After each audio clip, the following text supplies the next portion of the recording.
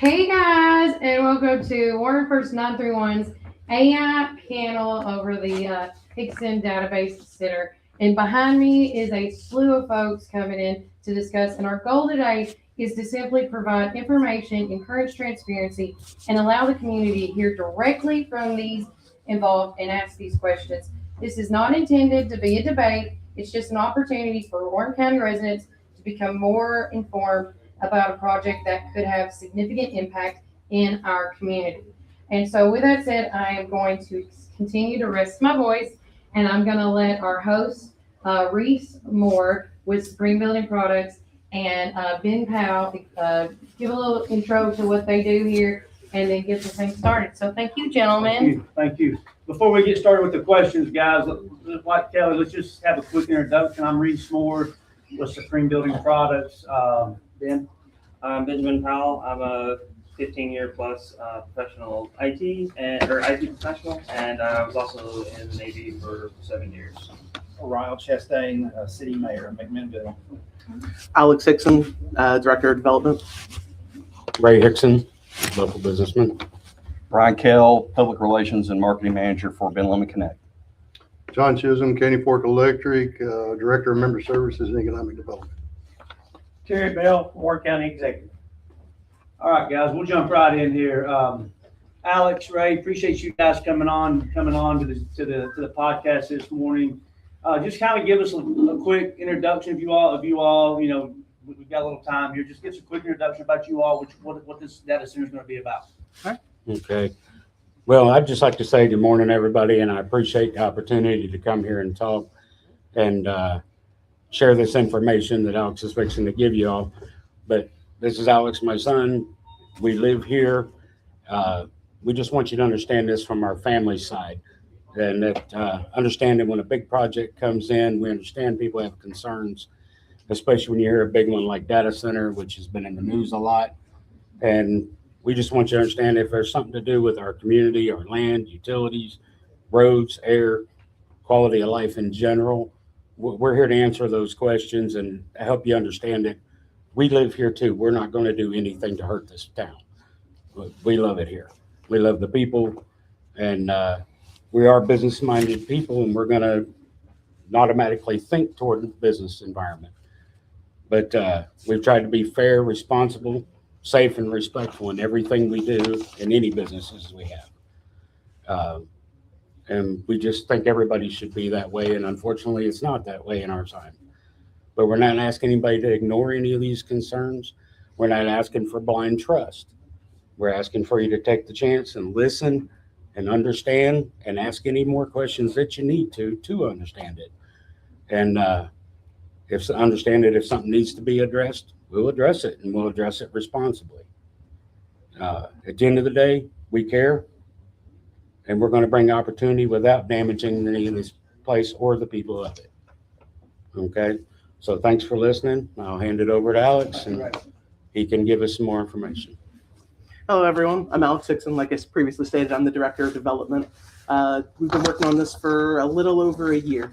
You know, it's not something that was a haphazard, jumped right into it. A lot of data centers, when they start out, they just announce something and they don't have plans for it yet. And kind of try to build up a boom for things. We kind of wanted to do it the right way, in our opinion, which is get some concrete behind us before we start.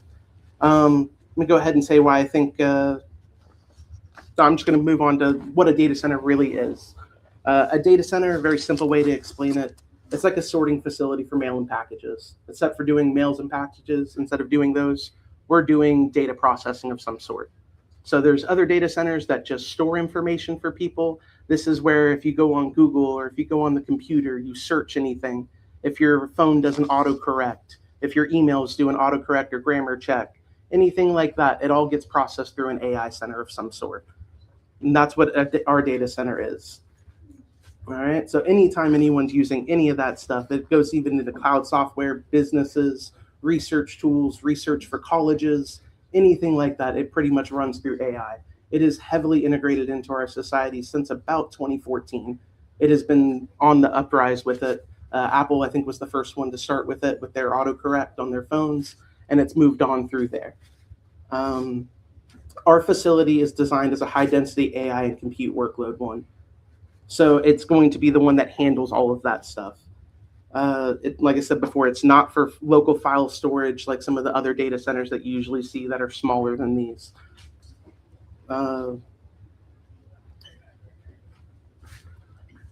Why the numbers are preliminary. This is an important one. When I say preliminary numbers, this is not a scapegoat or a dodge in any way, shape, or form. These numbers are preliminary because they're not finalized. This is not just a small project. This is a very deeply engineered project that we're working with a Fortune 500 company to design out. This is not something that can be just slapped together by anybody. It takes a lot of effort and thought and a lot of numbers being crunched and ran at many points. And until things are finalized, things have to be called preliminary. I have no other way to go about that. So on to the little bit more details on our project. It's right now called the Hickson Data Center. It's 25 megawatts of IT load, which means they'll have 25 megawatts worth of processing power to handle all of this stuff. The current location is 191 Industrial Drive and Memorial Way Parkway. And it's not exactly on 191, but there is no actual address for the parcel that it's on. Okay, so it is not going to affect any of the current tenants that are in there. Habitat for Humanity and the other ones are not being evicted, moved out, relocated, or anything of the such. Current project time frame is 2028, and that's subject to final approvals, financing, procurement, construction schedules, tenant requirements, and project schedules. Like I said, everything is very much dependent on multiple things. I can't give a definitive, January of some date or anything like that. Now, what the project is not. A lot of people are concerned that we are a hyperscaling data center.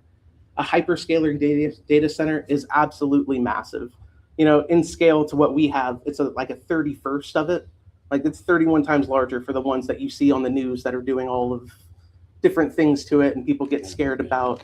We're very small in it, and in all honesty, we're probably the smallest an AI data center would want to be. All right, so we're not an 800 megawatt one. We're not a 1,000 megawatt, otherwise known as a gigawatt, or a 2,000 megawatt. The 2 gigawatt facilities, the massive ones you see taking up 1,500, 2,000 acres and changing landscapes. Ours is much smaller. I'm not here to attack other data center projects in any way. I just want to be very clear that ours is different. We have a green-focused design approach. All right, I'm not going to say it has zero any impact. Any real project will have impacts, and those will be reviewed, engineered, permitted, and managed. When I say the project is being developed with a green-focused design, the current concept uses an off-gridded island power, which means we do not connect to TVA's power at all. We are completely behind the meter. We will not pull from them. It is not something that's going to affect anyone's electric pay rates from our end. We should not have any impact on that. All right, we have closed. Oh, sorry. We just need to stay on schedule. All these questions, Alex, we're gonna, a lot of this, and we're gonna give you time. We just want to stay on schedule, but a lot of these questions. are just- Oh, I'm sorry. I thought I had 10 minutes here. I didn't mean to. Do what? You got 10. Can we get going? Okay. Yeah. It's a closed loop cooling. It's got conservative water use, low local emissions technology, and a site-specific industrial layout. It's designed to reduce the impacts on our local water, wildlife, nurseries, neighboring residents, and surrounding businesses. Once again, we're not claiming no environmental impact, but we are saying that we're trying to do it the most efficient and safe way possible. All right. Now, to the fun part, or the good news, I should say, is what people should be hoping for out of this and why we actually started this. And it's the jobs. We're talking 23 long-term operating jobs and security positions.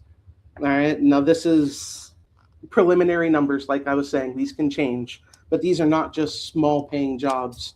The payroll annually for this, we're estimating, is around 2.1 million a year. Okay, for 23 jobs, that's a pretty big jump for some people. The public revenue and budget context, preliminary numbers and pre-abatement, but City of McMinnville, we're looking at roughly 2.9 million per year. Warren County, 2.6 million per year. State of Tennessee, at least 1 million per year. And like I said, these are before pilot and tax abatements and final incentive structures. For context, that's 50% of the city's current property tax revenue base. For the county, it's 14 to 15%. These are huge numbers, and I know people are really upset with some things. So we really want this to be something good for the county. So I'll wrap this up with, nothing's final. We're really trying to work with people on this and let the preliminary numbers be out there so we can dispel some of the fears and understand that, we're here to talk with people. If you have questions, just ask. Thank you, Alex. All right, so first question for both of you. Why an AI data center and why here? This is actually a very good location for it, for one. It's the secondary market between Nashville, Knoxville, and Chattanooga. We're pretty much square center of all of those, and we can do a lot of benefit for the county. And the reason why we decided for here is eventually data centers are going to be in a lot more places. So if we can do it, we can kind of force it to be done the right way. No corners being cut, not just going with gas turbines like other ones that, pollute some things like that. We wanted to go with the most efficient ways possible to do the best for the ecology around here. And if I might add, with the benefit of Ben Lomond being right here in their hub, it really makes the latency rates, which are how fast the speed processes, and you don't sit and wait on that spinning dial when you ask a question. With Ben Lomond's, we'll have great fast service. Alex, another question for you and or Ray. What do you want residents to know? And you may have answered some of those questions in your intro, but what would you like residents to know that may not have been communicated clearly just through the social media and everything going on? The main one, we're not trying to destroy water supplies. Okay. That is one of the big, massive concerns. In fact, the water issue is people didn't know all the details on it. Our estimated water usage, and when we give estimations, we're going on more of the conservative end, not the rosy end. All right, we're expecting somewhere around 3 million gallons of water a So that's year. on the high. Yeah, and 3 million sounds like a lot of water.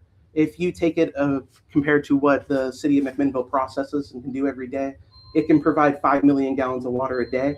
And ours comes out to about the average of 31 McMinnville residents or households. So it's not and that's over the entire year. It's not like it's a per day thing. We're pulling in massive amounts, 3 million gallons of water. That's over the year. Okay.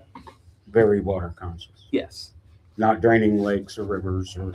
Okay. We don't have to cool off our equipment because we use the blooms. There's a lot of benefits to using the bloom system that we chose. Next steps, I believe, are finding a tenant and financing. What type of tenants can we expect? For tenants, it would probably be the bigger tenants. It's not going to be a co-location of the smaller ones. Like, we're not going to be hosting files for, the city or the county or the police department. It's going to be people like Anthropic, OpenAI, the bigger tenants like that, Meta. Last question for you guys, and we'll jump over to County Executive Terry Bell and Mayor Ralph Chastain. If this project moves forward, what commitments are you guys wanting to make to the community? What do you mean? Well, I guess jobs. I guess Yeah. you've already, Yeah. already answered that. 23 jobs. 23 long-term jobs. high-paying jobs that, Okay. long-term ones, they're not just going away. We have lots of temporary construction jobs when it's being built. Yeah, And there'll be then- hundreds of construction jobs. And this is not just a, small budget increase for, property tax. This is a big thing. And I know a lot of people, from me personally, when I'm in the local offices and stuff like that, when I was getting some records on our property, I was in there 3 or 4 different days. Every day there was someone mad about their property rates. This is something that could help that. A quick add-on to that, Alex. You did mention that there are going to be some environmental impacts, and you want to try to have very little. Do you know what kind of environmental impacts may or may not take place if this project moves forward? Environmental impacts, there's, like I said, the water one. We're not trying to downplay that. It is 3 million gallons of water a year we'll use. It's not being discharged back into the local water system. The glycol loops that people are worried about, it's essentially kind of like an antifreeze. It's not cheap. We wouldn't want to dump it out and lose it by any means. It gets recycled if it can be, and then if it ever does have to be disposed, there has to be proper logs of it. It has to be traced, and it has to be taken through a chemical disposition company. Okay. So, like, the contamination to the water grid should be non-existent, really. I can't say 100% there will never ever be a small issue of some sort somewhere, but design-wise, it should not be a What about contaminated noise issue. pollution? Noise pollution, that one's a little bit different because that depends on topography, layouts, and things like that. Based off of our preliminary ones, it's kind of unfair to go off decibels because decibels, to be completely honest, will downplay low tone effects. But the way it's currently designed, I think it's going to be roughly 50 decibels at the closest source to anybody. The nearest neighbor. Yeah, to our nearest neighbors. And then that's only for like the first immediate two. After that, it drops again a pretty drastic amount. And for the low hums that people are concerned of, that's also going to be very different because that's based off transformers and other things. And those compound and very large data centers. Ours is a much smaller scale, like I said before. It should be a whole lot lower. I don't have exact numbers on the low hum because that depends on octaves. And until we get our exact preliminary or our exact equipment that we're using for transformers, it will affect that. Thank you. All right, this question is for Mayor Ralph Chastain and Terry Bell. For residents who may just be hearing about this project, what has been submitted to the city and county, and what decisions, if any, have been made? As far as the city goes, there has been nothing submitted in an official capacity. I do understand that the Hicksons were invited to City Hall last week by Mr. Nolan Mean to have a discussion with them, as well as Sean Garrett, who is our Community Development Director. And there was just an opportunity for the Hicksons to provide just a very high-level overview of their project proposal. At that point in time, there were no decisions or agreements or anything made like that. That's been a word that's been on social media and circulated throughout the community. Those two individuals do not have the unilateral authority to make any decisions like that. When a proposed project, anything of this magnitude, needs to come before the city, there's a very extensive process. They have to submit proposals to community development. It has to go through codes review, the planning commission. There has to be public hearings and input from the community, and none of that has happened or transpired at this point. So I'll let Mr. Bell expound upon anything that may be going on within the county government. Of course, Mr. Hickson did come in just a couple of weeks ago and inform me on the same thing he's telling the people here today. And I want the public out there to know one thing: the county has no jurisdiction over this project inside the city limits. Regardless of what happens out in the county, anything we done would not affect this project at all because the city has total control. We do not have control over Caney Fork. We don't have control over Ben Lomond or the water infrastructure on this project here. And so as far as the county, there's been nothing submitted to the county because they will not be, even when this project goes forward. Now, the county commissioners are really concerned, and we're having a meeting tomorrow night at 5 o'clock at the administrative building because of the possibility right now the county does not have County Powers Act or zoning, either one, to control any of these large facilities going in the county. So the county wants to be proactive and try to come up with something to do. It's harder for the counties to do than it is the cities. They have a lot more lenience than the county does. So we can, because I work for the taxpayers of Warren County. And so we want to protect our residents here. So that's the situation the county's in. One follow-up question for you, Mr. Bell. If the city does enact a moratorium, do you think the county's prepared to do that as well? The problem with the county and doing a moratorium, it takes a legislative body to actually do the moratorium, and I'm still checking on that ability. We may have some capability actually doing that, but I just got to talking on this Friday, and we'll know more by tomorrow afternoon at our meeting where we would be able to do anything or not. And that would be up to all 24 county commissioners because I technically do not have that authority myself. Thank you. Mayor Chastain, one question, a follow-up question that I have, sir. So can you kind of explain to the people the process for them to go forward with the proposal? Does it go in front of the Alderman? Does it go in front of you all, the city board? Eventually it would, but again, like the previous statement, it all has to go through codes and community development first. That's where everything starts. So Sean Garrett and his team, his staff, get any kind of proposal. There has to be all sorts of requests for zoning codes, environmental and site studies. There's stuff that has to go through the state, and sometimes, depending on what the project is, the federal government. Our zoning codes have to be reviewed to coincide with whatever any project is asking for.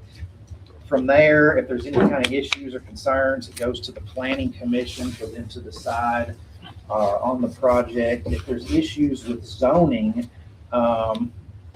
those who are proposing any kind of project can appeal to the Board of Zoning Appeals if there's an issue with that. And then after all of that is done through the Board of Zoning Appeals and the planning commissions, then it's passed along to the city board as a whole to vote on. Thank you for that clarity. Any more questions for that topic, Ben? We're way ahead of schedule right now, so we'll have plenty of time for Q&A, which is good. I'm good right now. All right, Alex and Ray, going back to you guys.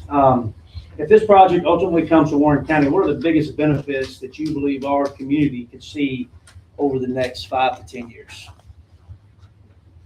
I would say definitely the increased revenue that we have coming in.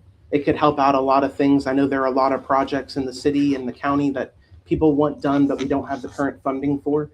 And this is a great way to have that added in with a little impact to what our local economy actually has done with it. The high-paying jobs could also help massively for the community as well. Do you see any benefits or negative detriments, maybe, I guess, maybe to the neighboring people that they could be impacted locally from a residential standpoint? Until the final studies are officially finished, we've done everything we can to mitigate as much as possible of it. In fact, the layout and the placement of the equipment, the orientation of it, things like that have been done with the neighbors and community in mind. You know, we are right there on Highway 70. So, you know, most of the sound will be going towards Highway 70, so it doesn't get dispersed backwards towards the neighborhoods or residents or anything like that. Thank you. No problem. I guess we're going to get Kenny Fork on the hot seat now, right? That one's for Kenny Fork. One of the biggest concerns we've received is electricity usage. We know the facility plans on using Bloom energy servers. What are your concerns, and how could this project impact local customers? Well, there again, we are the county provider, not the city provider. So you would need to talk with Magnum Electric as far as that concern would go. Kenny Fork is a nonprofit utility provider. So we take more concern with our membership as a whole. A lot of the concern we hear is this will cause our rates to go up and we'll be paying higher rates. What you see a lot of that on is the data centers that are in for-profit utility companies like in Virginia and Texas. They're taking care of their shareholders. We are more concerned with our members. So any type of a project like that would come in, we would probably require them to upfront their costs. So that is an impact onto our membership. So I can speak on behalf of Magnum Electric if you'd like. Thank you, Rob. I've spoken with their CEO who's gotten some information from their chief engineer. And I want to preface by saying this is not me being for or against it. This is just relaying information from McMinnville Electric and the utility, and that they don't have 25 megawatts of power to help supply this proposed project. Now, they have stated that they would be basically on a power island providing their own with that. But again, at this point, there's been no information exchange between the Hicksons and McMinnville Electric recently. But again, we don't have the power, the capacity within McMinnville Electric to feed a project like this and continue to feed all the other residential and commercial entities that are in town currently on their service. Are you guys aware of that, Alex and Ray? Oh, yes, Okay, yes, so you I've all actually- talked to McMinnville Electric. Yeah, we talked to them about a year and 2 months ago when we first started about everything, and they made it very clear that they will not be providing any power to this project. They will not be able to, and they do not want to. So it is not going to happen. It is not, any electric rates should not be raised because of us. Okay. Can you mentioned it earlier, and Ben just asked a question as well. Can you kind of expound upon, for my ignorance as well as anybody else that may not know, what the Bloom is, the Bloom Energy Server? They are one of the coolest things that in technology for a long time. They've actually been around for a very long time. Let's see if I About can find 70 years now. Yeah, and it's called a solid oxide fuel cell. Okay, that's SOF. Yeah, that's what SOFC stands. It's a solid oxide fuel cell. And the way it works is it takes natural gas, it heats it up, and the heat that it creates turns it into energy, and it pulls the heat out of it. and that's what makes everything power. So it's a much cleaner power source than, say, an engine or a turbine with all the combustion and things like that. Ours has no combustion to it. Like vinegar and baking soda, essentially, the fuzzy reaction type thing. Anything else you want to add, Ben, in that area? There's lots of information I'll on say this. SOFCs on the internet that you can find, and it will explain it in great detail about how safe it is and the most effective. It's not like any kind of a regular generator, like you said, that's a combustion engine or anything like that. So I do like the fact that it's not combustion, but I think some of the concerns are still that it produces heat and the amount of CO2 it still produces. Yes. Even though the amount of CO2 is equivalent to the average for our area in energy production, it's still a massive increase of CO2 in a small town. Yeah, it is definitely an increase to CO2. Like I said, we're not trying to debate that. Like, we agree it is. But like you said, it is comparable to what the TVA has. On the best case scenario, we're about 5% less than what the TVA produces on average. And on the worst case scenario, we're about, I think, 14% over it. But when that counts into effect that the TVA has a lot of hydroelectric dams and complete green sources, essentially, we're actually really strong in the CO2 department for not generating massive amounts. And then when you also pair that with CO2 disperses higher in the atmosphere, it's not more of a concern to local residents as it is on the whole. not to mention one other very important fact, because we're the nurseries, they live on CO2. That is what feeds our trees and plants. That's not saying it's going to be a noticeable impact to it, but a lot of the fears that we're going to kill a lot of the nurseries with, all the pollution, smog. The blooms do not produce massive amounts of smog, pollution, acid rain, things like that. There should be no noticeable difference to the air quality around the area, anything like that. And then when you mentioned the heat aspect of it, the heat disperses up high, and it should never really have a heat impact around us that you can feel. We're not dispersing it into the ground. It's not going into the water supply. It's not going to harm the fish population. It's not going to harm anything local from that aspect, according to our designs. But that was a question I wanted to follow up with the heat, the impact of the heat. You heard the term heat island around some of these infrastructures, they get so hot around that area. Well, this tells you that these are safer. People actually have to go and physically check these daily. And they're going to be standing and looking right at these machines. If it was that hot and putting off that much heat, that it would affect neighbors or anybody in the community. They wouldn't be able to work right there with it. Okay. So that should help a lot of understanding on how that is. And an example for it is the heat around your AC unit. You feel it up close, but it's not something that's going to be, you feel it inside your house next door or anything like that. It is contained and it disperses around itself in the air. Depending on how far it's traveling and the average wind gust those days, like 3 to 5 feet, things like that. When you look at the heat maps that people show of data centers and they show those massive piles of heat, you see that it's dispersed before it even leaves the area. Okay. It's when I highly encourage people to look at the heat map images that people are concerned with, and you see that it's not bleeding into the ground, it's not spreading into the air. You see it localized right there at that spot.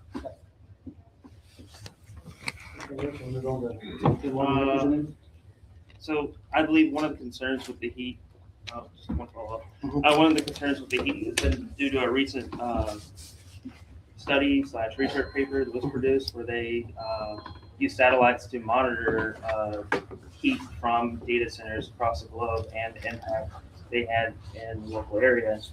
And I think the average they found was that it affected up to 6.2 miles, about, I believe, 3.6 degrees Fahrenheit was the average. So they did see a study doing that. Now, I'm not saying that's necessarily with all Bloom servers or the methods y'all are doing it, but the heat generated in general, on average, has caused heat increases. I would love to see the study if you want to email it over to me, and I would also love to see which data centers they're comparing it to. Yeah. Because like I said, it's a scale thing. If that's a 1,500 acre data center that affects a 6.1 mile radius, that's a whole lot different than a project of our scale. Understood. Right. But I would be glad to look at it with you and address it if to figure it out. Good point, Ben. All right, moving over to our Ben Lomond representative, Mr. Brian Kell. Thank you for joining us. Brian, what role does broadband and fiber infrastructure play in a project like this? And could there be long-term benefits for our local connectivity? Yeah, I think the Hicksons have kind of spoke, to the importance when they were kind of talking in their opening statements. About 8 or 9 years ago, Ben Lomond's board of directors made some very crucial decisions to help build out our fiber network. To go from where we were 8 or 9 years ago to today, we're roughly almost at 98% fiber throughout our entire service area. I'll let folks know, and this may be the first time that they hear this, is that by the end of this year, Warren County will be 100% fiber. And so there's some exciting things when it comes down to connectivity, our multi-gig situations. The biggest thing I think that I can say on behalf of our general manager, Greg Smart, and our board of directors is that Ben Lomond, whether it's a single mom who's trying to find connectivity for her kids or her grandkids, or large businesses like a data center, Ben Lomond wants to be able to offer something for everyone, and that's in homes and businesses. That's why multi-gig is so important to us as far as being able to provide that. And whether it's these large businesses that have a situation where they need a very high connectivity, Ben Lomond, either on our own or through our statewide IRIS network, can be able to provide that to companies both here and throughout our service area. So on the connectivity side, I think they've already stated it's very important from a local, I guess, benefits from a local community. I think that it's safe to say is that throughout our nation, the more data centers there are, no one likes to feel like they're struggling to be able to upload something or to be able to get on a website. So I think you're looking at it more as far as the country as a whole when it comes down to data centers. And so the benefits that can be for all are definitely there. Obviously, it comes down to a lot of these questions that have to be fleshed out from a community standpoint to local elected officials and wrestling with what those things are and working with the companies that are there. Thank you, Brian. Do we have Deshelle and Kia here? Oh, she's on. Okay. Kai Sage is on. Okay. Yeah, she'll hear you. You've both heard concerns from residents. What are the questions and concerns you're hearing most often from the public? One of the main concerns that I have been hearing has been a lot of the conspiracy and misunderstanding about the government being involved in this project. I would like to make sure to clarify, did anyone in the local government know of your plans before May 25th? And have you talked to the government in general before that date regarding these plans? I'm sorry, I had a really hard time hearing Say that. that one more time. Kai. I apologize. And know about if government involvement. Yes, government involvement has been a large concern. I wanted to clear that misconception. Trying to remember what day that was. Yeah. May 25th was last Monday. When I had the meeting with Nolan Ming and Sean Garrett was the first time the city knew anything about this. When I spoke with Ben Lomond about, I want to say 11 months ago, and made sure that they were going to be able to handle this kind of a capacity for it. MES, I talked with, like I said, it was like 13 months ago, roughly, when we first started it. Trying to think of any other. Yeah, we really had not pursued any government No. authorization. I did talk with Mr. Bell shorthand, got him a very brief one before that slightly. I don't remember the exact date for it, but I did speak with him very briefly on it one day. And other than that, no, because this is something that, when you start talking a project this big, like I was saying before, the last thing I wanted to do was get people's hopes up for something like this. And I know that seems counterintuitive to what some people believe, but with the amount of money that this is going to be bringing in for the city and county, if it gets finished, it is a massive, massive benefit. And we were really worried that if for some reason, the engineering wouldn't work out or the plot wouldn't work out or the design didn't work out, that we would have got people's hopes up over nothing. So no one had been talked to yet, because you kind of need a plan before you just go tell people I'm going to do this for them. Absolutely. So some other concerns that I'm seeing from citizens are things like, of course, the estimated green usage, which would be things like, are you aware of the Bloom Energy Corp lawsuit settlement regarding what ruled neither profitable nor clean technology, saying that these fuel cells are inefficient at what they do and are not enough to provide what they estimate that they provide. And if you end up having issues with this, if Bloom Energy Corp were to shut down or you were to have problems with this, what is your backup plan for providing energy? All right. If I'm remembering correctly, the court case that you're looking at right now is a person who had a massive short on the stock, and he published a hit piece on the company essentially, and that's also going through another court body right now because of it. So, but when you look at the efficiency rates of the Blooms, they are extremely efficient compared to other systems on the market. Bloom is just the first, not the first, they're the most widely commercial and publicly known version of it. There are other versions of SOFCs that we could use. And if I remember right, the main concern that they had was that instead of it being roughly a 51% efficiency, if I remember right, it was coming in less than that by 1% or 2%. That was in the court documents, but I'm not 100% sure. It's been a while since I read on it. Before we considered using them, we looked into the company, and most all of the lawsuits were something that were dismissed or something that doesn't have anything to apply to us and our company. All right. Does that answer all your questions for that? Not quite. I have about 2 more. So what are the operation incentives that you have to ensure accountability on the follow through of your statements, such as hiring 25 specifically McMillions for this permanent jobs that are going to be available after it is built? Well, I didn't specify it would be 25. It was 23 is what we're preliminary estimating. Roughly. Like I said, it's preliminary, so it can't be locked in stone. And that it's McMillions, that I can't guarantee. You can't guarantee that we have 23 McMinnville residents that have the job qualifications for this. And I am also not allowed to guarantee who's going to be hired for this, because we're not the ones who actually hire this. It's going to be the tenant. We can't control who they're hiring from. But we have had talks internally about things, and that we are trying to push the tenants to hire locally here for it, especially for the security positions. You know, our security positions are very high paid compared to regular security. And we were hoping that we could convince some of the local law enforcement or anything like that, if they're wanting to retire, to have a nice supplemental income for the future, and they could work at a data center for it. Okay. Last question. Do you realize the precedent that this sets for other larger AI data centers to be built here locally, regardless of whether yours is clean energy or not, or as green as possible?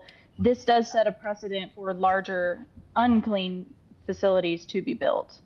I understand that concern completely, and I would like to state that, like I said before, this is probably the smallest AI data center that anyone would want to build.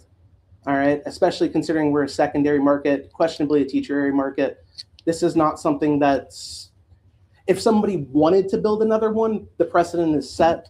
From a business decision, it would be like trying to cram another massive business or even larger that's already going to be taking up all of the use in this area, essentially. It would just be a really bad business decision in the current market.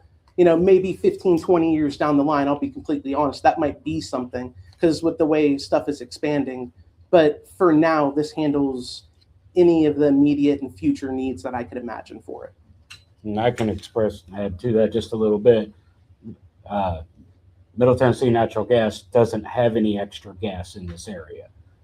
They're making sure they have enough for all the customers that need it for households and regular businesses, and there won't be enough for any other data centers. So the only other way they could put another one here is to go through the TVA, and the TVA is estimating 8 years minimum to even run them a new transmission line. So you're looking at least 8 years if they started today asking for it, which they would already have to have all the information down pat, which takes a year to 2 years minimum. So there's just, the chances of that happening are very slim to none. Plus somebody would have to be willing to give up their land for it.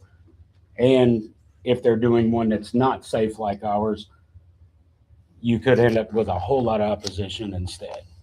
Also, And- I'd like to point out that when you mentioned the natural gas reserves, they also said that this is the most they'd be willing to give away because they know that they have to be able to take care of all their current residents, future residents, spikes, and all their commercial customers. So this should not affect anyone in any way from our data center.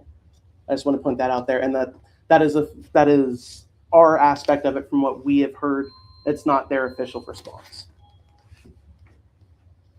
Hopefully that answers that. Is there any other questions about the natural gas? I think she's good. Oh, okay. Thank you. I appreciate the questions, though. That's what I'm wanting to be here for. Is Thank you guys for your transparency once again. But I think you've already answered this pretty well, Alex. But we're doing good on schedule, so that way we may have a little Q&A. But water use, going back to the water usage, Alex, has been one of the most discussed topics in our community.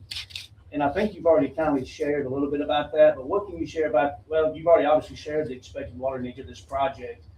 If you can just kind of resurface those numbers one more time, and then maybe we can open it up to Mayor Chastain, because obviously County Executive Bell, it's not going to affect the county at all, to see how the local government is going to be involved, in reviewing those needs. The water, like we talked about before, there will be some water for topping off equipment or cleaning things, the facility bathrooms, things like that. That's all included in our preliminary numbers for this. And like I said, our conservative number is about 3 million gallons per year. It can go a lot less than that. Ben, I'm sure, has some numbers on that too if he needs them. But it equals out to about 8,200 gallons per day, which is about 5.7 gallons per minute on the worst end. And like I said before, that's the equivalent of 27 average households using EPA's water assumptions. And using the city of McMinnville's, it's about 31 existing city water customers. We will also have backflow preventers, which is standard code on any building. If the water comes in, it can't, if there's a discharge, it can't flow back into the water system. There should be no concerns of anything contaminating or polluting from that end. People often imagine data centers as massive water use. Our project, like I stated before, is very different. We have really, really put an emphasis on trying to make sure it was good for the county. I mean, this is our home. This is where we live. This is the same water that we're going to be drinking. It's not like we're trying to contaminate or hurt the water table, the locals, anything like that. This is a very thought out thing. And when we were working on our initial design, our feed light design, there were many options where there were suggestions we could, save money here by going with this and having more water consumption. But we made it very clear that that's not what we want. We made a very conscious effort to look out for everybody with this. Mayor Chastain, do you have anything you'd like to add on from a water standpoint, sir? Yeah, the 300, that's the first I've heard of the consumption that will be used by the data center, so I can't answer that definitively, but that would certainly be part of the utility feasibility studies that would be part of any official proposal. But I can speak with our water and sewer director and find out how that number would impact our local utility, hypothetically. And just to touch base one more time, County Executive Bell, it's not going to have any effect on the Warren County water system. Yeah, right? no. Okay. And if I think I could say one more thing on it, if I remember right, based off of McMinnville's website, it talks about the water processing and what it can handle right now. And if I remember right, it's about 0.015% of what it can handle would be our daily usage on average over the year. It's not like we're going to be straining the network in any capacity. It can process up to 5 million gallons a day. And I believe that's before the new plant. Actually, I'll move this one first.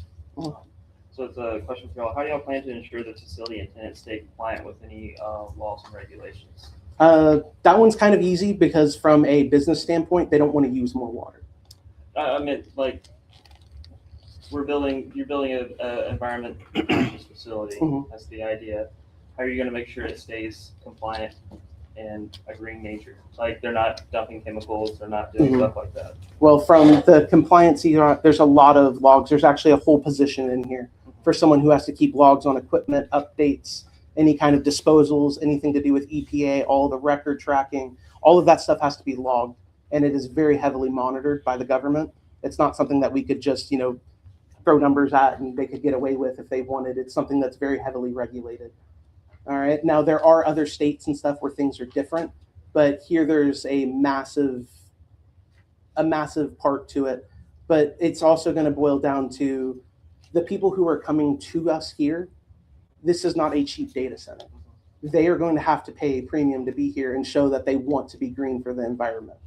Would that person on the maintenance or compliance side be employed by the tenant, or? It is employed by the tenant, but that is because it's still subject to the state, and the state has to review everything.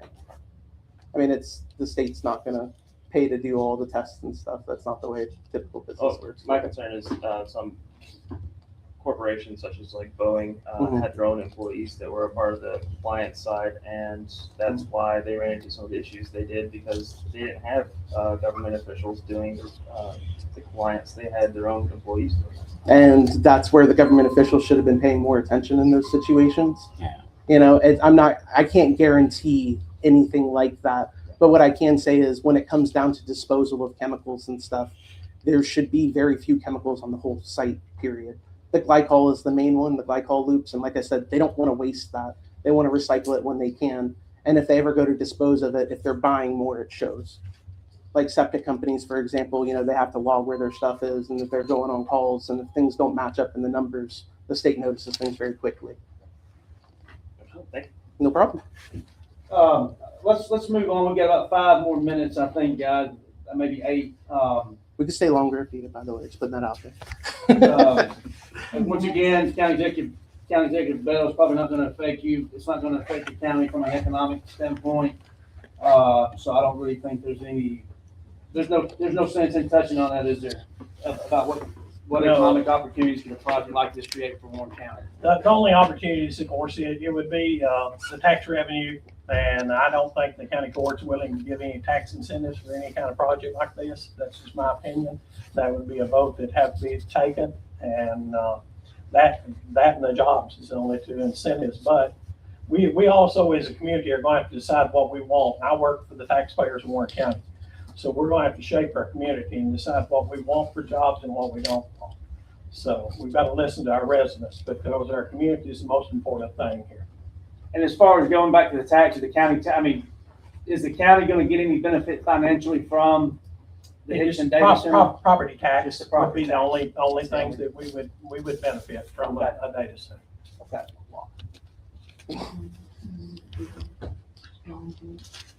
May I ask if you oppose the 12-month moratorium that's being proposed? Do what? Do you? Do you oppose Do the you oppose the 12-month moratorium?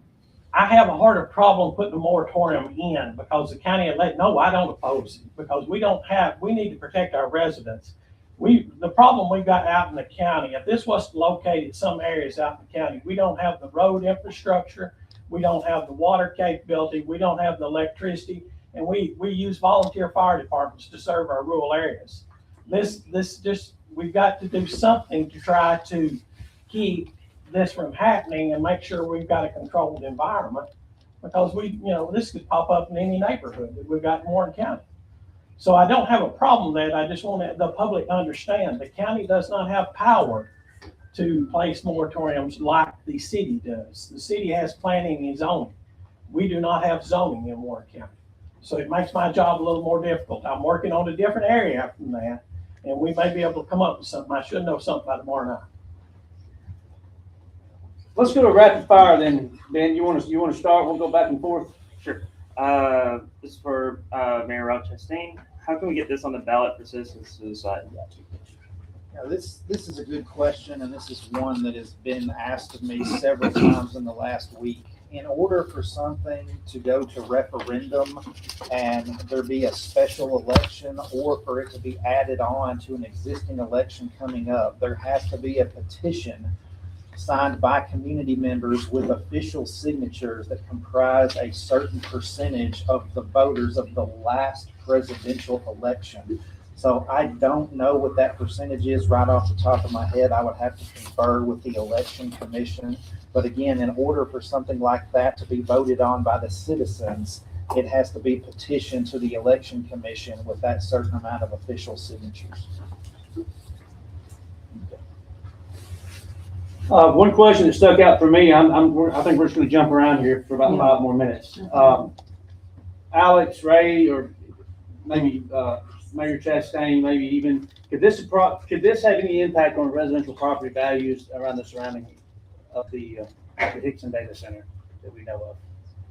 I can't A imagine negative why. and positive impact. I can't think of any reason for them, honestly. It's just, more income into the county. That's, I can't speculate on the market. I don't know how that would work for that exactly, but I can't imagine any reason why it would. It's gonna be a very nice facility, and it's gonna have nice, It's got scenery around it. It's got screening around it to help reduce sound and noise. It also has vegetation screening, natural trees, things like that. Stuff that not only help mitigate the noise, but make it a beautiful project. Yeah, there's no way to officially know, speaking in hypotheticals definitively, if that's gonna be the case for the positive or the negative. Right. Is there anywhere maybe within a 100-mile radius that maybe concerned citizens could go see like a data center of this size? It's a concern for mine if I was in that area Yeah. would be the noise. In all honesty, I don't know of any in the area that are this size. Like I said, we're considered what's mid-scale now. It used to be considered large scale because large scale before would have been for storing people's files. This was before AI started, needing the increased space and size and power. So there's none that I know of in the local area that someone could go visit and look at one. Okay. So like I said, but when you do watch the videos online, please keep the scale in mind. I have one for y'all as well. I know you said that you're using a Fortune 500 company for the planning and construction. Yes. Will any local contractors be used? Yes. I mean, that's just the way it's going to work with most of it. I've actually gotten bids from people, trying to get in on the bid process over the last couple of days. I think I got like 9 or 10, and we're not even at the bidding stage yet, but it is going to be, locals are going to be people who are involved in the bidding process. And as long as they're a competitive bid, I don't see any reason why we wouldn't be using any of them at all.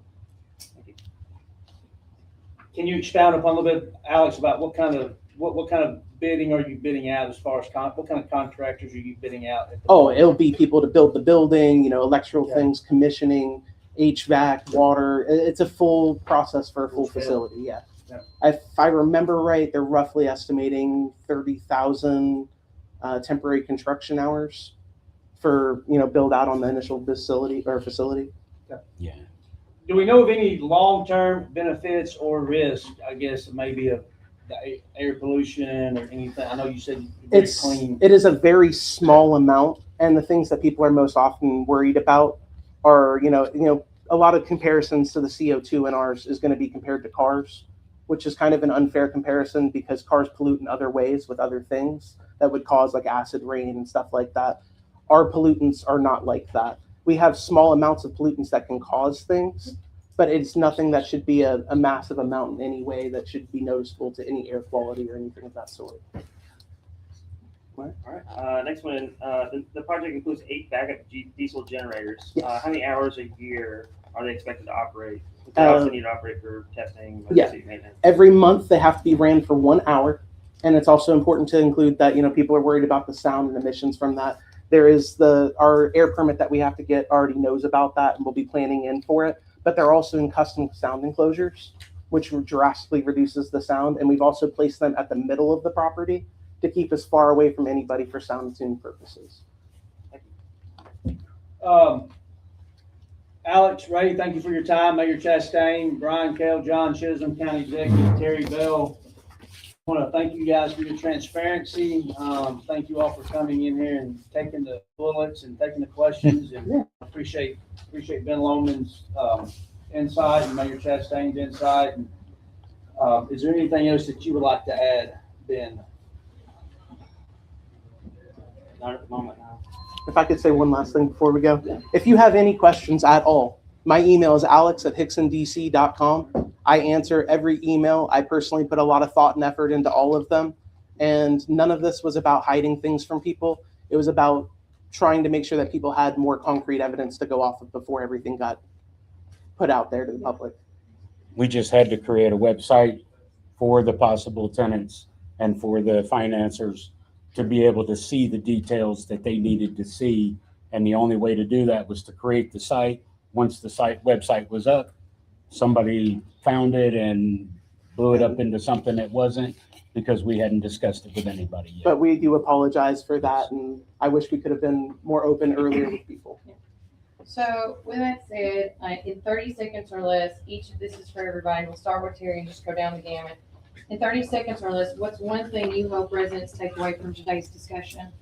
Well, I hope they really look into the data centers, because when I was approached with this, I don't even know anything that much about data centers. And everybody needs to understand that we are using data. But that doesn't mean they have to be in Warren County. So I hope everybody does the research and we do the right thing for Warren County. There again, on County Fork's behalf, we're going to take care of our membership. We're going to make sure that anything that needs to be done for these would be upfront cost by that company and not passed on to our membership. They wouldn't necessarily take the brunt of that. We would also make sure that our infrastructure could handle the situation before we'd even consider something like that. We're here to provide connectivity to all Warren Countyans and obviously those within our service area, but just like everyone else here, we live in this community. And so, when it comes down to the members of our cooperative, when it comes down to our employees, quality of life and what goes into making that quality of life the best way possible is so important outside of connectivity. Appreciate the time and also the fact of everybody diving in and asking questions about a very important topic. Right? Yes. We are just really excited to offer this for our citizens. This is not a bad thing. It's going to come whether we want it or not eventually, even if it's slightly outside this area or slightly outside that area. People use this every day and it gets incorporated more and more. We just want to be there to make sure that it's done responsibly. I would just like to say that just because we are off the grid does not mean we are unregulated. Just because we're not touching the TVA's power does not mean we are unregulated or unsafe. We have all the same kind of checks that have to be done and performed by anybody. And we're going to follow every compliance, and we are as safe as possible for everything. I just want to let everyone in the community, both the city and the county, know that the city is committed to hearing your questions and concerns and making sure everything is done above board the right way within the confines of the law. And Ben and Reese, any final thoughts for you guys? Mine would be that, I appreciate the effort y'all put in this to make this a so-called green facility and reduce a lot of the concerns. Some of my concerns, and I think concerns of other people, would be not necessarily, at the end of the day, the company supplying the resources and services for this. At the end of the day, they're the sales teams that's pitching these ideas. And are they being 100% truthful? And will there be any long-term impacts that are unforeseen? Thank you very much. Reese? I want to thank everyone here for being here one last time. And if you could see, if the people that are not the people that are watching, we've got a good crowd here of concerned citizens. Everyone on this panel is born and raised in McMinnville, Warren County. So much like County Executive Bell, do your research on a data center, what it is, what it's about. Do your research on that. Mayor Chastain's hosting a meeting Wednesday, so Kelly will have the meetings posted. I believe there's a meeting tomorrow night of some sort, and then there's a meeting at the Park Theater on Wednesday night. So just do your research. If you are concerned, come to the meetings, voice your opinion. Hear what what they have to say, and just voice your opinion as a concerned citizen. And before, it's at City Hall or is that Park Theater? So the meeting this week that I called, the summons will be going out to all the other aldermen as well as the news media here in just a little while. It will unfortunately have to be at City Hall this week. They are doing construction at the Park Theater all week on a new lighting and sound system, and on such short notice, we didn't have anywhere to put anybody. And then it's also been asked, is this meeting in place of or in addition to the June 9th meeting? And it just depends on the outcome of the meeting that is on Wednesday this week. If a moratorium passes, there likely is not going to be a need to discuss that on next week's regular agenda. So again, it just depends on the outcome of Wednesday's meeting. And then Kai, I know you what's your final thoughts? My final thoughts are that I would just like to emphasize this causes precedent for other larger AI data centers to be built here if we do not get a 12-month moratorium to start looking at new zoning laws within the city and looking at any other possible avenues with the county commissioners for the Warren County area as well. And I would also like to emphasize that as the technology advances, it tends to get smaller, and we do not need as many data centers. And we definitely don't, the citizens don't seem to really want one here, and we can still use AI without having one located within Warren County. All right. Thank you, Kai. Again, I just want, as we wrap up today's discussion, I want to thank everyone again for being here, whether it was in person, watched online, for submitting questions, and participating in this important conversation. Our goal today was to provide information, encourage transparency, and to create an opportunity for respectful dialogue about an issue that could potentially impact the future of Warren County. Now, if there were any questions that we're unable to get during today, I will work on forwarding these questions to the appropriate individuals, whether they're on the stage or not. And we're going to get all these compiled Q&As, because there was a lot that was during the feed and also on the sheet that we didn't get to. There was a ton, guys. And first and foremost, hand clap to that, because this is a very concerning topic. Also, too, Wendy Sneed also wrote a thing, which I'm going to say that right quick, because I know Ron's got to get going. And if you need to leave to go to your meeting, you can. Okay. But I do want to say thanks again for all the panelists, the community leaders, the residents that took part in this discussion today. And so going to the email right quick, and I do apologize because as I'm like going through this and then some, I just lost it. I do apologize, guys. There you go. Okay. So below are a few bullet points from the perspective of the IDB board of McMinnville here in Warren County. She said the IDB has not been involved with discussions nor development of this project. The data center, AI, crypto are not a target sector within the IDB's requirement strategy. The IDB's main mission is to recruitment of high-paying jobs to the community with a focus in manufacturing. When the community is approached by any prospect, whether that's manufacturing, logistic, agricultural, technology, or otherwise, the IDB evaluates the same common factors: jobs created, wages of the jobs created, capital, investment, infrastructure, demands, utility usage, and so forth. So again, if there was any question that was not asked today, I promise you guys, we're going to get them to the best that we can. I'm going to give them to Alex, Ray, Loman, anybody, MES and all that in a row.